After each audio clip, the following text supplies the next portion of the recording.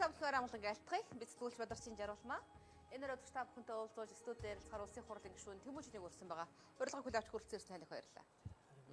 Бид тантай бол ярих юм маш олон л байгаа хэл та. Тэр өдөр бас үндсэн хуулийн цэцгийн хуралдаанд суусан гэж сонссон л доо. Сонгуулийнхаа сурчлагын ажил эхлэх юм уу? Уг нь завгүй байх гэж бодсон л доо таныг. Хууль тогтоогчид улсын хурлын энэ бүр их дуусаг байгаа учраас хийх ажлаа хийн. Тэгээд өнөөдөр бас цэцгийн хуралдаантай байлаа. Улсын хурлыг итгэмжлэн төлөөлж бас тэр хуралдаанд оролцлоо. Зүгээр өнөөдөр би хурлаас гарч ирээ ингээ бодож исэн чинь энэ хугацаанд 31 удаа үндсэн хуулийн цэцэд улсын хурлыг төлөөлж орсон байх юм. 31 удаагийн цэцгийн хуралдааны нэг тал болж явж. Тэгээд статистик нь харчаад хөөх ямар их юм бэ гэж. Аль надад чинь миний одоо санаачилж өргөн барьж батлуулсан хууль өөрийнхөө хуулийг хамгаалж хэдэн удаа орсон юм бэ гэсэн чи 2 удаа орсон байна. Үлдсэн 29 нь бол урд өмнө улсын хурлаас батлагдсан хуулиуд бүр 2000 оны хууль байна, 90 оны хууль байна гэдэг. Бас л сонирхолтой. Ер нь бол яг улсын хурлд ихэнхдээ нэг хуульч гишүүдийн хувьд яг үндсэн хуулийн цэц рүү иймэрхүү байдлаар улсын хурлыг төлөвлөж явдаг л да. Тэгэхээр тэрний маань нэг ажил өнөөдөр өглөө боллоо. Ямар асуудал вэ? Яг өнөөдрийн хурл бол яг миний өөрийн санаарчилсан хууль байсан. Өмнөх үндсэн хуулийн цэцгийн шийдвэртэй холбогдуулж эрүүгийн захиргааны иргэний процессын хуулиудаас хуучнаар нөгөө дээд шүүхийн нийт шүүгчдийн хурал гэдэг тэр ойлголтыг одоо алга болгож ирсэн. Тэр асуудлаар хэсэг иргэд үндсэн хуулийн цэцэд мэдээлэл өгсөн байлээ. Тэгээд тэр дагуу хурал оролт үндсэн хуулийн цэцээс сая би тодруулахад үндсэн хууль зөрчөөгүй гэдэг шийдвэр гарч ах шиг байна. Ер нь та өнөөс 2 хууль гэж ярьсан шүү дээ тийм ээ. Өнөөдөр тэг 2 юм уу эсвэл өмнө нь ямар хуулийн дээр үндсэн хууль дээр ингэж очижээ?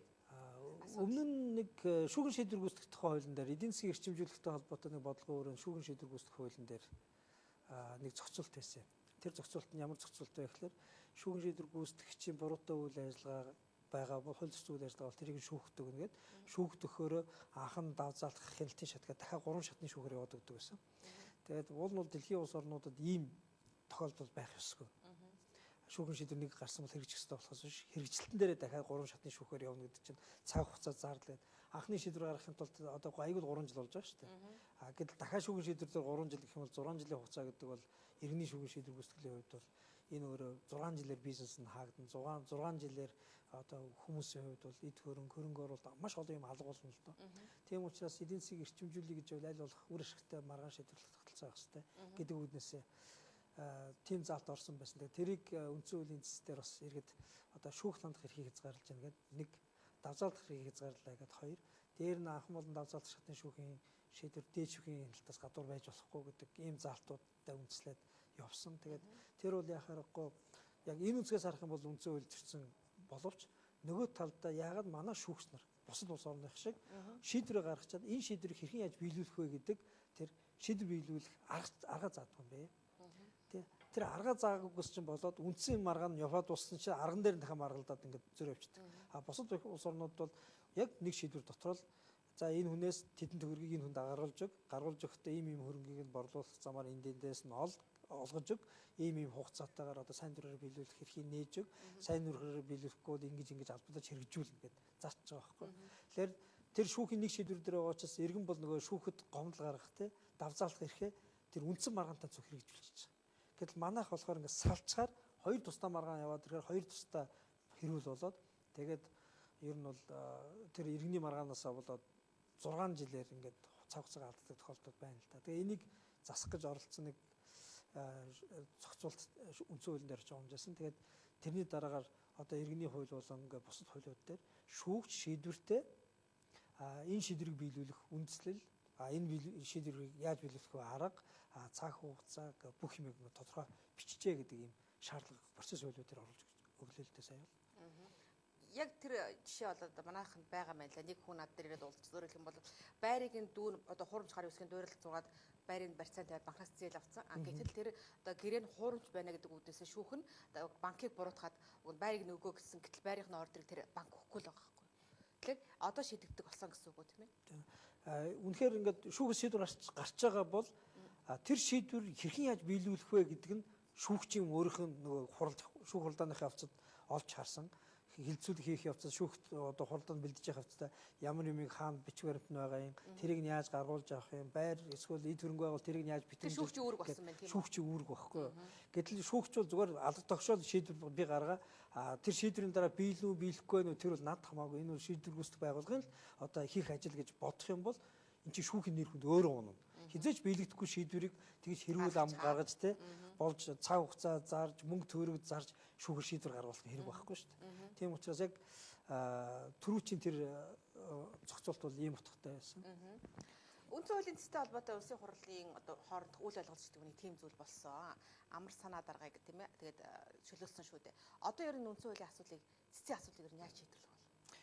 Үндсэн хуулийн цэцгийн асуудлыг шийдвэрлэх цэцгийн хууль тогтоомжлол өөрөө сайжрах хэрэгтэй. Тэнд бол бид бол ихэнхдээ ингээ хувь хүмүүсийн зүгээс хараад байдаг.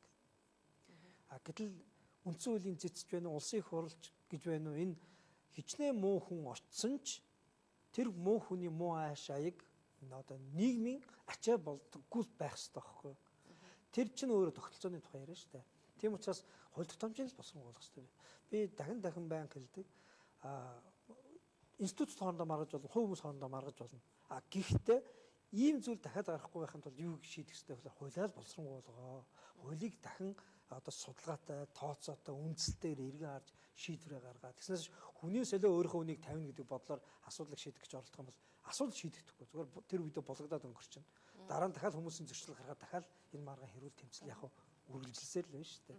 Таныг 2012 онд парламент сонгосныхаа дараах бас нэг ярилцлага ихтэй юу чинь хууль эрх зүйн орчиг шинжлэх заашгүй шаардлага байгаа. Тэр дундаа одоо энэ шүүх одоо цагдаа хатай холбоотой эрх зүйн шинжилгээ хүрээнд бид нэг 40 гаруй хуулийг өөрчлөх хэрэгтэй байна гэдэг юм ярьж ирсэн би санджлаа л да. Тэгэхээр яг ажлаа ер нь та хэрэг юм. 2012 оны 19 сард шиг санаж байна. Сэтгүүлчдэд нээлттэй нэг хэлцүүлэг хийгээд 42 хуулийн нэг чагсаалт гаргаад. Тэр нь өөрөө зүгээр нэмэлт өөрчлөлт оруулах юм уу эсвэл ингээд хөнгөн косметик засварын тухай биш. Дандаа шинэ юм уу эсвэл шинжсэн найруулгын төвшөнт том хуулиудын өөрчлөлтийн тухай яриа шүү дээ. Тэгээд 42 хуулийн ингээд чагсаалт гаргаж үзүүлж байсан. Би сайхан Твиттерээ ухаж байгаад бас яг тэр хуулиудаа гаргаж ирж ингээд тавьж үзлээ л дээ. Тэгээд 42 хуулиас 26 хууль нь батлагдсан байна. За тэр үлдсэн хуулиуд нь боловсруулалт нь бүгд дууссан. Засгийн газраар хэлцэгдсэн эсвэл улсын хурлд өргөн баригдаа буцаад татагдсан тийм хэлбэртэйгээр байна. 42 хуулийг 42 хуулийг ямар ч үсэн хугацаанд боловсруулаад, дуусгаад, батлахыг батлаад, засгийн газрын хэлцүүлэг нийлцээгэлээд улсын хурлд өргөн бариад одоогоор зарим батлагдаагүй бас улсын хурлд хүлээлттэй байж байна. Тэгээд ер нь бол тэр 42 хуулийг бол тоо байгаагүй. Тэр 42 хууль гэдэг өөрөө цогц том бодлого байсан.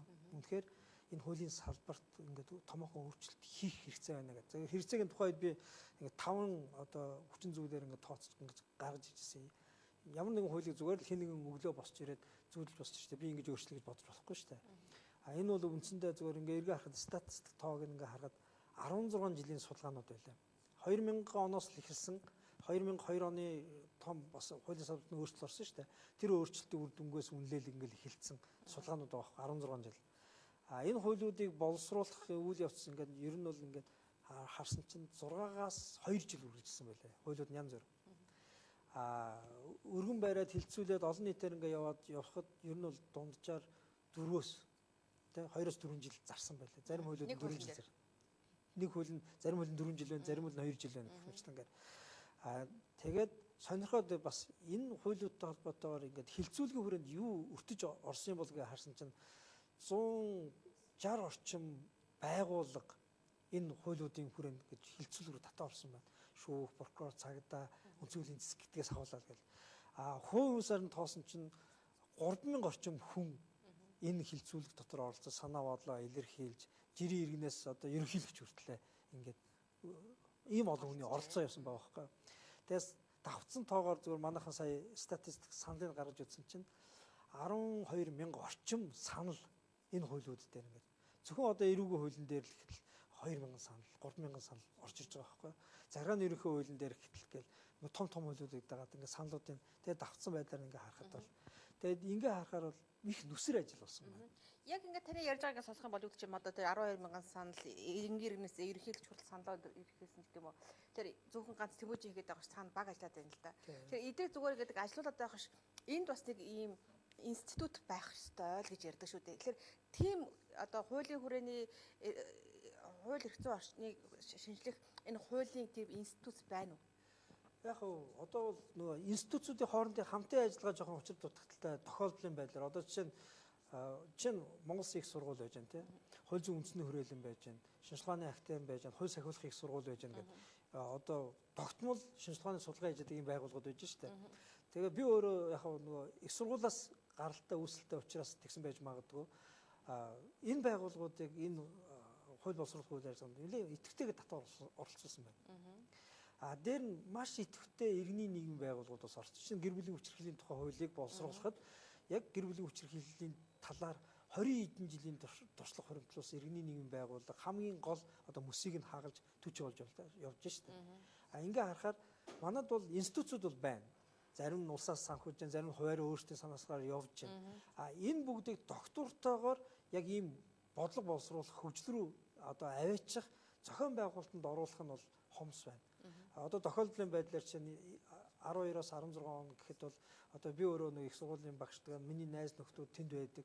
Тэгээ хууль зүйн сайдуулгад хууль сахиулах их сургуулийг татан оруулах ч гэдэг юм ингээд ийм байдлаар ингээд явхад энэ нөөц яаж ашиглагдаж болж байгаа гэдгийг харагдаж байгаа байхгүй. Тэгэхээр бид бол энийг тохиолдол юм эсвэл одоо за нэг хуулийн дээр ашиглах гэхээс илүүтэй албан ёсны юм хамтын үйл ажиллагаар яаж болох вэ гэдэг дээр бодох хэрэгтэй.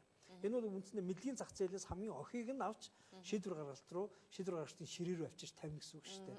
Тэгээ энэ холбоо бол 4 жилийн хугацаанд бол харьцангуй гайгүй явлаа. Одоо би ингээд оролцсон хүмүүс одоо зөвхөн захиргааны ерөнхий хууль гэдгийг л ингээд харахад захиргааны ерөнхий хуулийн дээр их сургуулийн одоо од гэрэл банзрагч гэл энэ захиргааны одоо хуулиар мэргэжсэн их сургуулийн багш нар судлаач маш сайн өвчтөй оролцсон байна. Тэнгууд нөгөө тал захиргааны шүүхийн цогтч гэдэг юм ингээд практик дээр ажиллаж байгаа хүмүүс маш сайн оролцсон байна. Тэнгууд энд удирдлагын академиас одоо сүмжид гээл бас доктор яг энэ нийтийн захиргаар мэргэжсэн гэдэг. Энэ хүмүүс ингээд ерөнхийдөө үеийнг юм байна жоохон. Гэхдээ Германд, Америкт, Японд те сургууль төгсчихсэн, доктор хамгаалчихсан 10 хэдэн жил судалгаа хийсэн хүмүүс ирээд энэ захиргааны ерөнхий хууль гэдэг уул энэ концепц 2002 оноос хойш явсан. Гэхдээ цаас болгож эсвэл энийг улс төрийн бодлого болгож чирж явсан одоо хэсэг нь бол хомс байлаа шүү дээ. Тэнгууд энэ хуулиудыг ингээд баг болгоод ингээд ажиллаулаа явангууд маш хурдтайгаар цаасан дээр гайхамшигтай одоо судалгаатай тооцтой үндсэлтэй алсыг харсан хууль гараад ирж байгаа байхгүй. Тэнгууд захиргааны энэ хуулийг одоо бичих бол нэг хэрэг. Батлуулахын тулд би засгийн газраар 5 удаа орсон байна. Гэхдээ засгийн газар байнга энэ хуулийг дэмжихгүй гэдэг хариу өгдөг. Би өөрөө сайдна шүү дээ. Яагаад гэвэл захиргааны хууль өөрөө иргэнд төрийн үйлчлэгээ хүргэж байгаа яг энэ уулзвар дээр төрийн албан тушаалтан иргэн хоёрын харилцааны стандартыг нийтлэлээр зохицуулж өгч байгаа. Энэ зохицуулт байхгүй байхад төрийн албаагч төрийн нөөцийг хувьдаа ашиглаж нийт ашиг сонирхлууд тодорхойгүй байна, хүн сурталтай байна, завсар нь авилга өөрөө цэцгэлж байна, иргэн үйлчлэгээгээ авч чадахгүй байна. Гомдоо гаргахгүйд гомд нь өөрөө гарснаасаа илүү их хүнд сурталтай нөхцөл байдал руу очиж байгаа ч гэдэг юм. Шийдэхийн тулд энэ захиргааны ерөнхий хууль гарч ирэхээр иргэдийн үйлчлэг авах эрхийг сайжруулж байгаа боловч нөгөө талдаа төрийн албаагчдын өнөөдрийн болж байгаа үйл ажиллагааг стандартлах байдлаар жоохон хөндрүүлнэ. Илүү дутуу хөдлөх боломжгүй болгоно. Өөрийнхөө нөгөө төрийн нөөцийг өөрийнхөө хувийн ашиг сонирхолд ашиглаад байдаг тэр боломжуудыг алга болгоно. Тэгэхээр энэ өөрөө юу гэж төрийн албач өөрөө ингээд хүлэгдчих юм байна штэ гэдэг болгоомжлолоор эсрүүцэж хэлж байгаа байхгүй. Тэгэхээр үгүй ээ харин эсэргээрээ иргэн төрийн албаагч үйл ажиллагаа явуулсан гэсэн ингээд байнга шүмжилж хардж байгаа. Яг гэвэл яг яаж ямар стандарт үйлчлэх тодорхойгүй учраас өөртөө таалагдахгүй бол энэ авилга авсан энэ шудраг бас ажиллаа тий энэ хүн суртал гаргалаа энэ намайг одоо ийм болохоор үзье ядаад намайг ялварлаж гэдэг юм гээд гомл гаргаж байгаа байхгүй. Тэгэхээр нэг талаасаа саяны хууль гараад ирэхээр иргэн үйлчлэгээ сайн очихоос гадна нөгөө талаасаа зохихсоор шудраг ажиллаж байгаа төрийн албаагч яах вэ? Дөрвөн журмаар явж байгаа бол хамгаална гэсэн үг. Тэгээд засгийн газраар 5 удаараа дэмжигдэхгүй болонгууд ерөнхийлөгч хуулиа танилцуулаад ерөнхийлөгч энэ хуулийг өргөн барьж байгаа шээ таахгүй. Тэгээ улсын хурлаар батлуулж байгаа шээ.